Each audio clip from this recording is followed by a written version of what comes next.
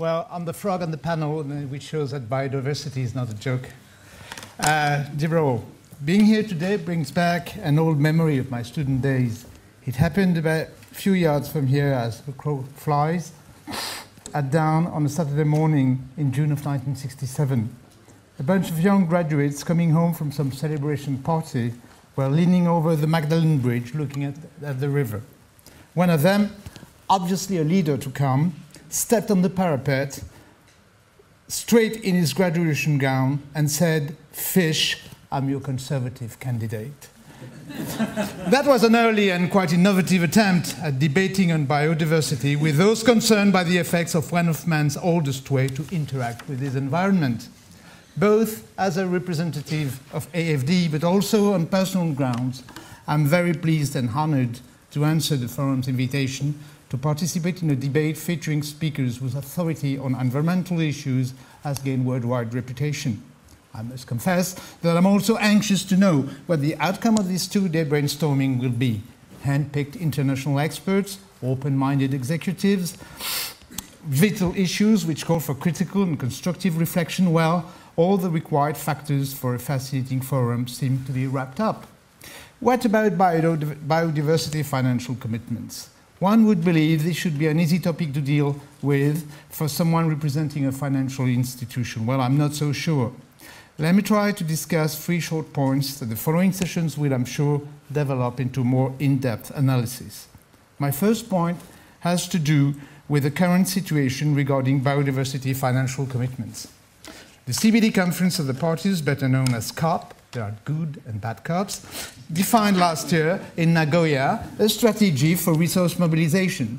The decision related to this strategy mentions that the COP is committed to substantially increasing financial resources by 2012 in order to implement the strategic plan for biodiversity. That's decision X/3.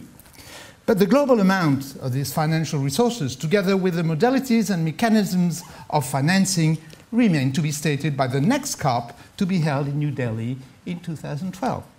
Apart from these quite general statements, some down-to-earth promises have been made. Japan announced a mobilization of $2 billion within 3 years. The European Union pledged $120 million for the LifeWeb initiative.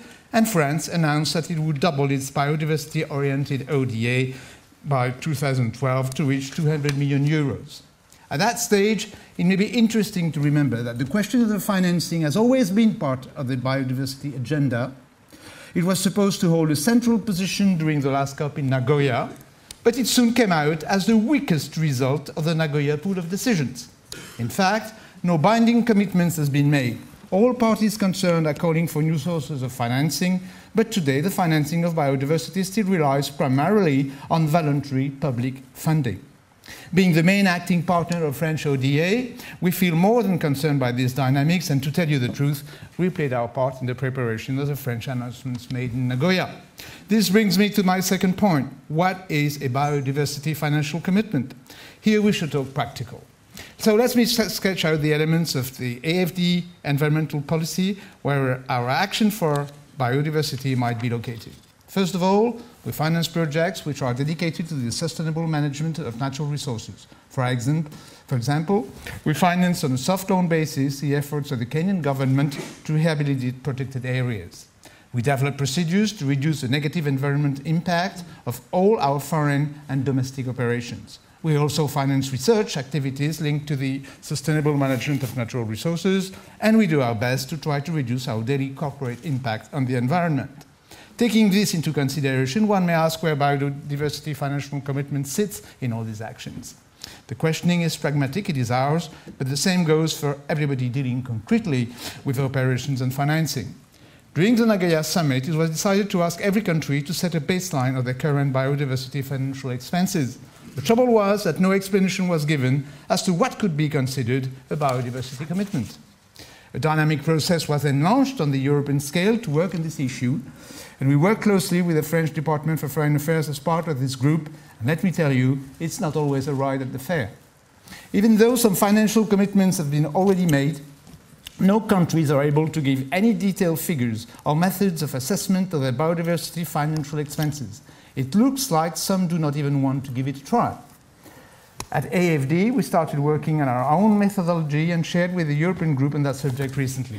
But let's go into the details of our experience to better approach the technical challenge we're dealing with when attempting to give consistency to financial commitments.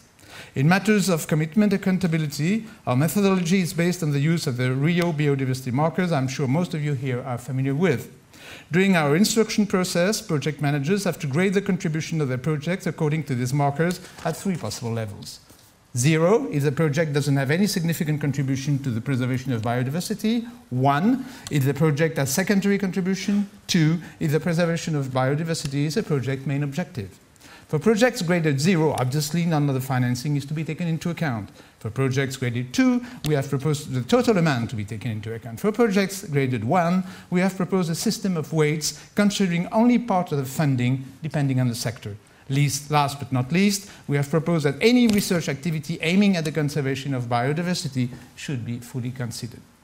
Using this system, AFD biodiversity commitments amounted to a global 85 million euros in 2010. But looking closely at this exercise, you will see that a project of rehabilitation of a protected area Mark II, whose main objective is to contribute to the preservation of biodiversity, whose financing is taken into account at 100%. But if you really check things out, you will find that part of the funding has been used to build a new road to improve tourism in the park. Should this be considered an action aiming at preserving biodiversity? The question is open. The biodiversity financial commitment dynamics do not only consist in assessing needs and raising funds, it is much more complex. There is a reality of action behind the figures, and the question is, are these dynamics really helping us to fight against the loss of biodiversity? That is the third point I wanted to raise here this morning before the stop sign goes up. It's the dynamic of biodiversity financial commitment useful in changing the situation. If you allow me, I will speak from the point of view of an aid agency. From this point of view, these dynamics participate in changing certain things. First of all, they result in the fact that I'm here today to speak about these questions with you, which would not have been the case a few years ago. You are the ones who will tell me whether it's a good thing or not. More seriously, I agree that we need funds to change the situation, and ODA institutional actors do play a part in mobilizing more financial flows. Speaking of finance related to biodiversity at an international level is an incentive for debating within our own institution. Experts have been hard at AFD to work on the subject, even the still few. They're passionate and make themselves heard beyond their numerical force. Their presence and their action are a decisive step towards making biodiversity an issue for AFD. Financial commitments taken at national and international levels are part of the pressure we are facing. They contribute to our evolution. It gives internal leverage for our experts to better support the cause of biodiversity. I told you that the dynamics of accountability were still approximate. It's still a long way to scientific rigor. It is nevertheless worth it to brainstorm with an institution like AFD on what a biodiversity commitment really is. Technical discussions and moral debates are going on full swing. We're dealing with a subject here to last. The amount pledged at Nagoya imposes us to find a way for France to keep her ambitious word. Looking for improved financial means often leads to innovation. The fact that we have to answer to how rather than why is in itself a success for the cause of biodiversity. But there's the other side of the coin. Financial commitments are often just part of a political game.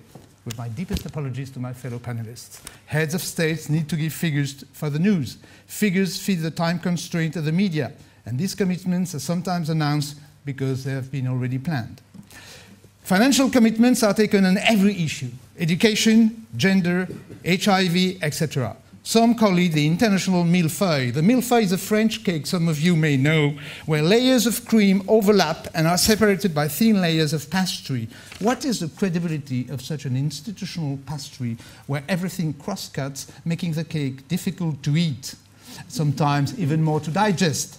Finally, let's not underestimate the difficulty of the accounting process. How can we be sure that what we consider to be a biodiversity commitment will also be so considered by partner countries? Even if you find a common model of accountability, are you sure that it will be really applied? What is then the credibility of such commitments which can really be checked? Many questions still remain.